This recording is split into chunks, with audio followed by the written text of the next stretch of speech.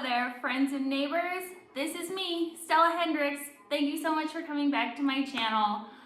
We are going to continue on with our Stella's Book Club, The Girl in the Centerfold by Miss Surrey Marsh. This is going to be part 5, and I absolutely love this book. But I just got in the mail today the January 1968 Playboy. The reason I got this one is because it has the Playmate review from all the girls who posed the year previous, and Surrey is in this one. Very cute picture. I love the old tan lines. I think they're very fun. I know tan lines aren't considered very sexy these days, but I think they're fun. So Surrey Marsh was Miss January.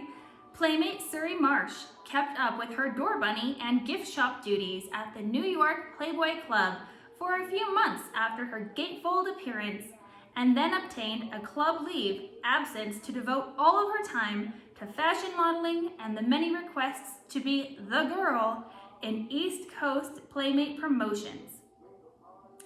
Miss January's charming Danish accent and presence have graced the Johnny Carson show, promotional functions from Montreal to Mobile, and enthusiastic Harvard Business School class she addressed on Playboy's success.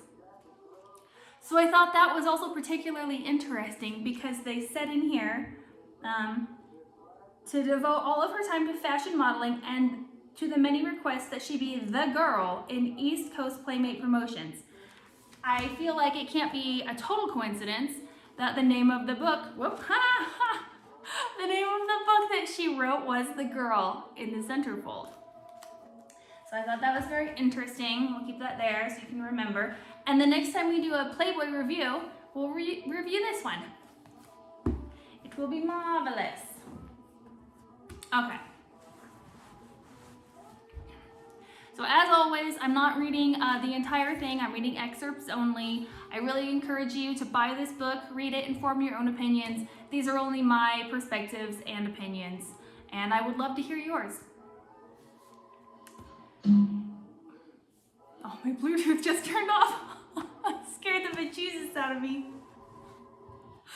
Okay. In August, still 1966, I returned to Norway for a 3-week vacation. I was sincerely glad to see my parents, brother, and sister.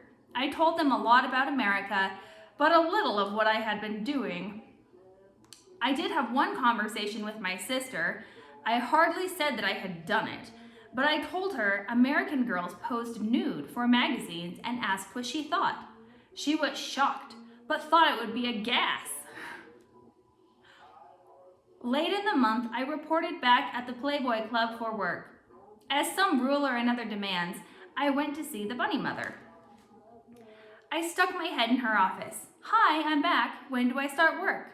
She jumped from her chair. Oh, Solveig, I'm so glad you're here. You've got to go to Chicago right away. Right away. Oh, Solveig, isn't it wonderful? You're going to be the January Playmate. Your pictures were the most beautiful they've ever seen. You're going to fly to Chicago immediately. I'm not going to do it. I said it firmly and with great clarity, but she didn't seem to hear me. Instead, she went to the phone. I've got to call Chicago right away. Gwen, I said I'm not going to be Playmate. I can't do it. She dropped the phone back in its cradle and looked at me. Sit down, Solveig. Let's talk. Believe me, Solveig, I understand how you feel. As perhaps you know, I was a Playmate several years ago. In those days, posing in the nude was a disreputable thing, although I don't know why. Today it's different. Nudity is everywhere, on the stage, in movies, even in fashion. Every magazine, including Vogue, runs nudes. It's nothing. I can tell you that being a Playmate was just a wonderful experience. I enjoyed it. Look, thousands of girls every week apply to be Playmates, and only 12 a year are selected. It's a great honor. It means you are one of the most beautiful, desirable, and nicest girls in the land. You'll have a 5 or 6 page layout in a magazine read by millions and millions of people. It'll be the greatest publicity in the world for you. There'll be modeling jobs and movie offers. You'll be famous, a celebrity. It'll be a whole new life for you.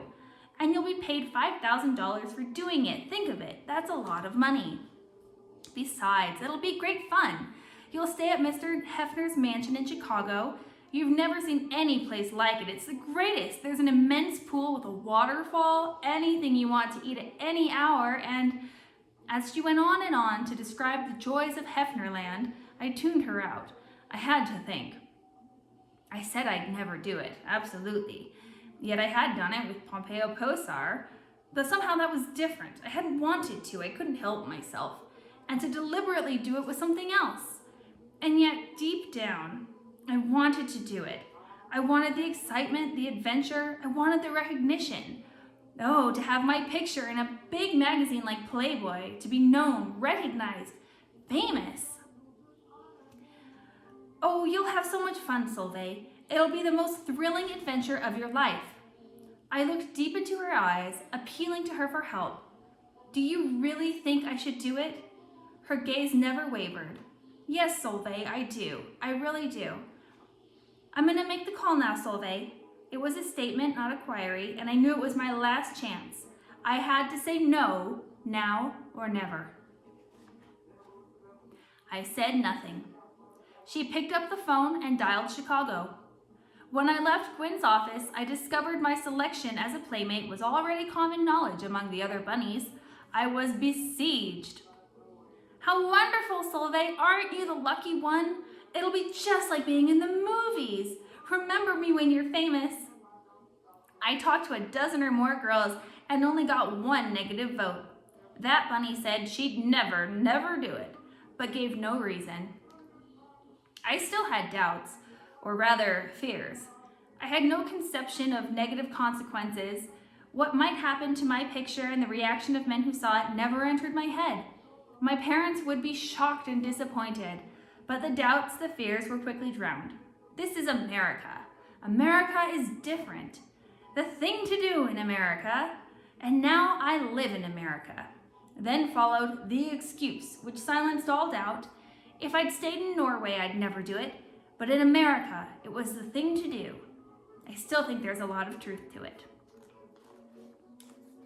So that is very interesting to me. Whoop. I'll lose it because I'm probably going to quote it in a minute. Upon reading it, I have slightly different thoughts than I remember writing down here. So we'll read them and we'll see how I deviate from the script, as it were. I say, so I'm kind of scandalized that Solveig, in the beginning of this book, said it was women who convinced her to do Playboy. The women at most encouraged her. Pompeo straight up coerced her. Is this internalized misogyny? Perhaps. Okay, I still kind of stand by that, but it also occurs to me that this lady should have respected Solveig's no also, that she also blew off Solveig's no. I don't know why it was so common back then. I guess everyone just figured they knew what was best, and if they thought it was something you should do, then you should definitely do it. There wasn't a lot of, different strokes for different folks. Whatever floats your boat, everybody's different. If I had been, the bunny mother, and I had been a Centerfold, and it was the most awesome experience of my life, and I totally loved it, and I had a girl who said, no, I don't want to be the Centerfold. And then I told her, oh, but it's going to be fun. It'll be so awesome. It's, all these good things. And I tried to sell her on it. And then she said, well, do you really think I should do it? I would say, sweetheart, I want you to think about it. I want you to sleep on it. And however you feel is a totally valid and, that's the right answer. There's no right answer here. It's right for some people and it's not right for other people. So I'd really encourage you to think about the benefits of it. But however you feel, that's the most important thing. Of course, I have the benefit of many decades of psychology and learning about these things, which people back then did not have. But at the same time, I don't want to excuse it. I don't excuse Solveig for body shaming, even though that was a very common thing back then. So I'm not going to excuse the bunny mother for being a little manipulative, perhaps. Not as bad as Pompeo Posar.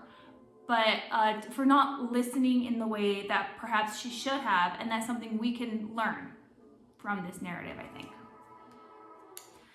I am fascinated by her ending paragraph here about America.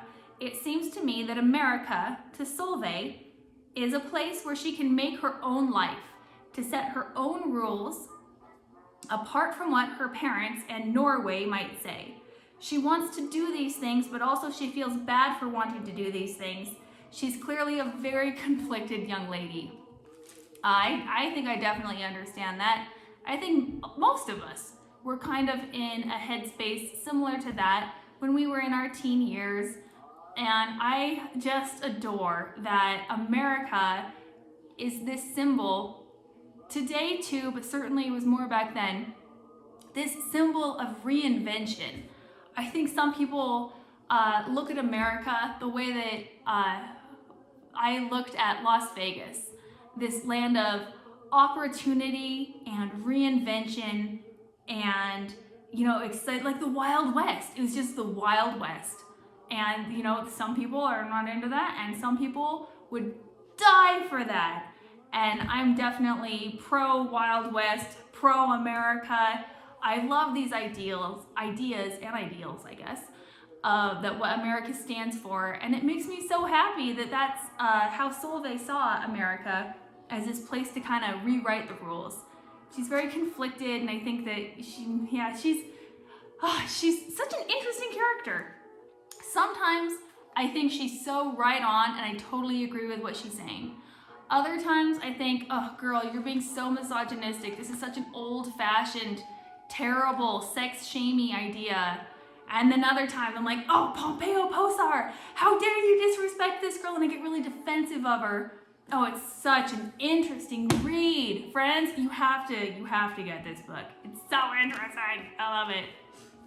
Okay, I don't think I'm totally done with my notes. Okay, negative consequences. There will be consequences. She says in there that she was unaware of negative consequences. I don't think that's entirely true, because a couple chapters earlier, she talked about when someone said, oh, you should do the Playmate, and she remembered how in Norway, she had been at some party and some guy had a bunch of pinups on the walls, and they all pointed and snickered like a bunch of fucking middle school boys. And she was there, and that made an impact on her. So she does know about that, and she does know that there are those people out there who will have that reaction.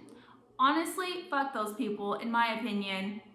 But to say you were unaware of the consequences is not entirely true. Maybe not aware of the breadth and scope of the consequences, but I think that she did know that there would be some negative repercussions from this. And there will be consequences. Posing nude is brave and controversial, so I feel like it's very important that the person is making an informed decision. Yeah, I feel like instead of having photographers who manipulate you and push you into it when you're saying no, Playboy really should have A, just been getting girls who were dying to do it, and B, you don't want to dissuade them, but you want to make sure that the girl is informed as to the impacts of this. Make sure, are you really on board with this? Because there are people who will be nasty to you about this. And those people are wrong, and those people are jerks, but you need to know that they exist before you go down this trail. Yeah, informed decision. There are certain people who will demonize you for it. Some are jealous of you. Some are threatened by you. Some are dedicated to worlds and power structures that thrive off of sex and body shaming. Some of them will be people who are incapable of seeing sex as something wholesome and fun and will project their internalized shame onto you. God damn, that happens. Some will be just good old-fashioned male chauvinists who know the power of a woman's beauty and sexuality and just can't stand seeing a queen on her throne.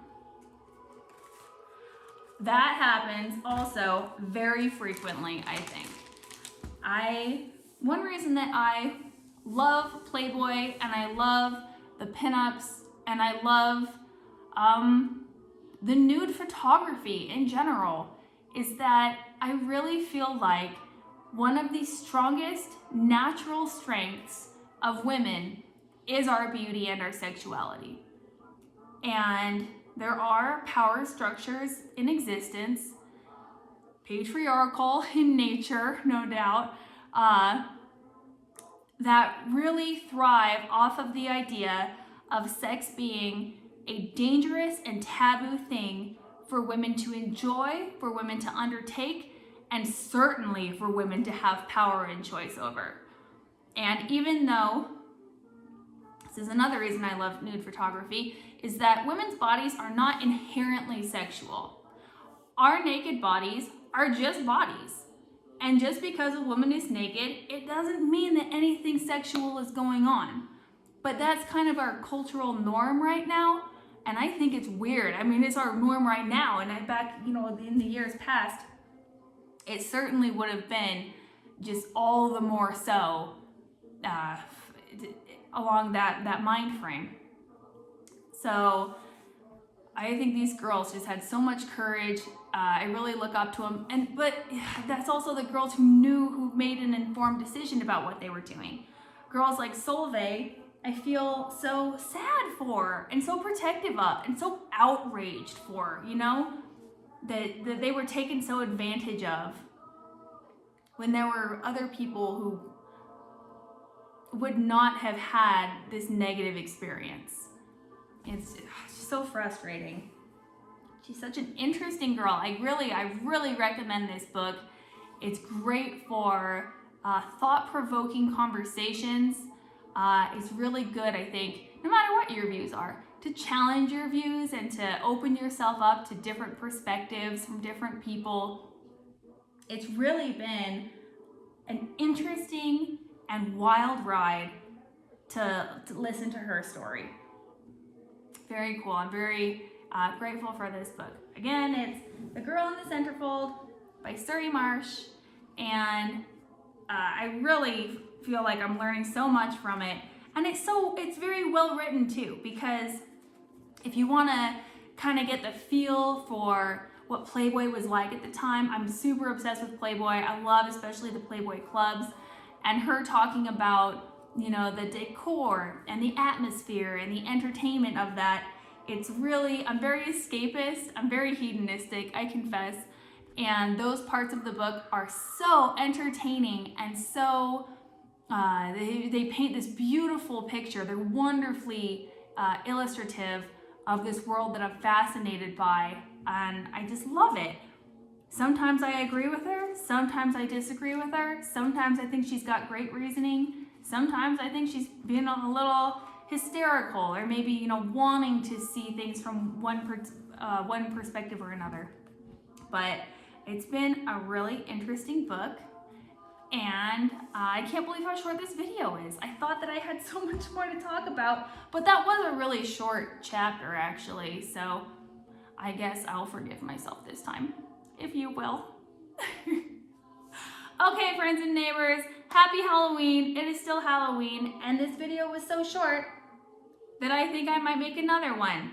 I don't have any of my lighting or my regular stuff because I'm back here in my Lake Tahoe house. And all of my stuff I sent down to Florida because I pretty much anticipated staying there forever. And we came back here for Halloween.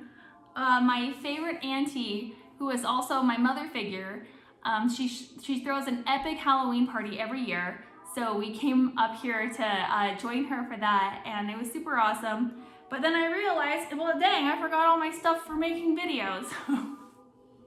Whoops. Sorry. But I'm having a really good time doing this. And these are, I made another one a minute ago, and I thought, oh, that was so short, I should make another one. And I'm also having a lot of fun dressing up in my Halloween outfits. So maybe let's make just one more. And this will be a really awesome Halloween where we get lots of videos from Stella Hendricks, everyone's fave. All right, friends and neighbors, I will talk to you very soon.